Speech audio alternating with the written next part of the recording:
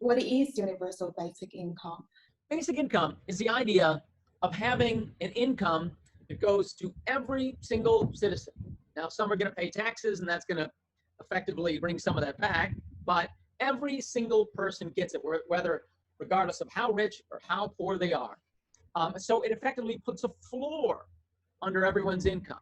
So it's just an economy where income doesn't start at zero, where we don't need to threaten people with homelessness and economic destitution in order to get them to work. The lowest you can go is down to this basic level.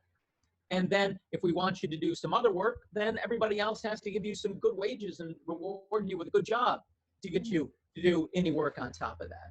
That's the general idea of what universal basic income is. In America, so how much you think per person per month is basic? I think it would be better to have a basic income of $20,000 a year for adults and $10,000 a year for children. That would ensure food, shelter, clothing, and some basic transportation. Who is paying for this 20,000 per year? We have inequality because we don't tax the rich enough. Well, that's not even the start of it. The start of it, before we even think about taxing the rich, we got to think about the giveaways government gives to them. We raise the minimum wage, then it's much cheaper than to promote this universal basic income. A higher minimum wage is, I think, a poor substitute for what basic income can do. Basic income lets workers say, this wage is too low. I'm not going to work for you until you pay a wage that's higher. The only need for a minimum wage is when we recognize that workers don't have the power to say no to wages that are too low. That's the only reason we can imagine having the need for a minimum wage is if we recognize workers can't command good wages. So the better solution is to deal with the root cause. The root cause is that workers who don't have any access to the resources they need to survive on their own. What kind of resources you are talking about? If it's not education, what is it? Oh no, I'm talking about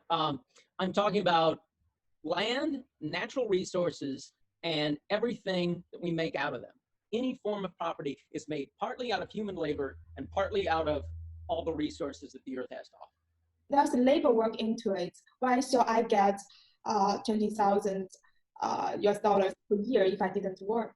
But we have a saying in economics, which is the entrepreneur eventually becomes a rentier. Entrepreneur means somebody who creatively starts a business. You know, that's the kind of thing we want people to do. But what happens was once they get the ownership of the business, the income that that business makes swamps anything they could possibly do. When the real money is in owning things, not in doing things. So that is why everybody should get a basic income, because we have a few people who have billions and billions of dollars just for owning things. And most of us begin not owning a thing at all. A lot of people, they start from ground zero. They don't own any resources at the beginning. Well, actually, most entrepreneurs don't start from zero. Elon Musk, the owner of Tesla, came to the United States from South Africa. But notice, he didn't come from one of the black neighborhoods. He didn't come from a shanty town in South Africa. Those are the people who start with nothing. And where are most of the people who grew up in shanty towns in South Africa? They are still living in shanty towns in South Africa. Well, Elon Musk, who grew up on the top of the hill in a really nice house where the wealthy white people grow up in South Africa, he gets to go to America and run Tesla. Many, many wealthy people never have to work in their lives, while others of us are threatened with deep poverty and homelessness if we don't work. And you know who we have to work for? The same people who own the resources. That means they don't have to work. So we have a group of people who have to work for another group of people who don't have to work. That is the worst of all possible systems. Now, if you had a system where you were going to force everyone to work, you would have to find some way to make all the rich people work. And you'd also have to make it fair. So they're doing work that is really similar to the kinds of work that everybody else is doing. And they don't get some privileged, special, easy work like rich people tend to get. Now, basic income, I think, really is the fairest way. So why not a good welfare system, a social welfare system? Why have to be this basic income system? It's very expensive. So basic income at the poverty level in the United States, about $12,000 or $13,000 a year for an adult, about half that for a child. A poverty that would cost $539 billion a year, which we're already spending $2 trillion on the traditional welfare system in the United States right now. So it's actually not a terribly expensive program. Because the tax is quite limited, why not we spend first on the affordable education system and equal education system rather than universal basic income? By taxing the wealthy and stop giving away so many government resources to wealthy people, there's plenty of money for both an excellent education system and for a basic income for everyone.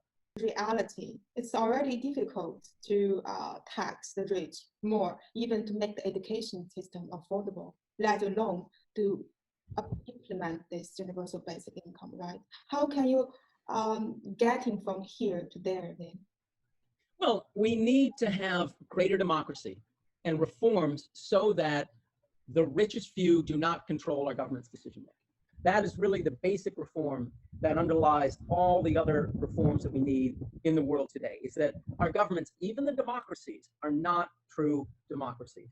So, is that the wealthy people have so much influence over policy that what normal people think doesn't have a big effect on policy, but when what wealthy people think has an enormous effect on policy. And you find the countries that have the greatest democracy, where the people have the most power to control government decision making, also tend to have the lowest poverty, the highest inequality, and the best education. I'm thinking of countries like Finland, Norway, and Iceland.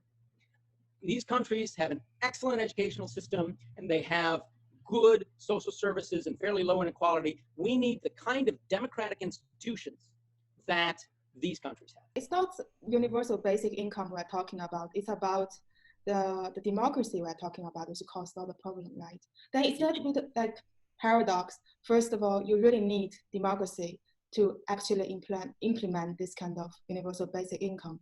But if you do have good democracy, you don't even need universal basic income anymore. You naturally have this kind of good education and good social services, public services. Oh no, that's certainly not true.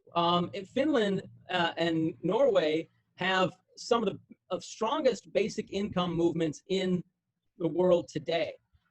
That there are a lot of people in Finland and Norway pushing for a basic income. Right? Now you are promoting the universal basic income, but without the good democracy, how can it ever be realized then?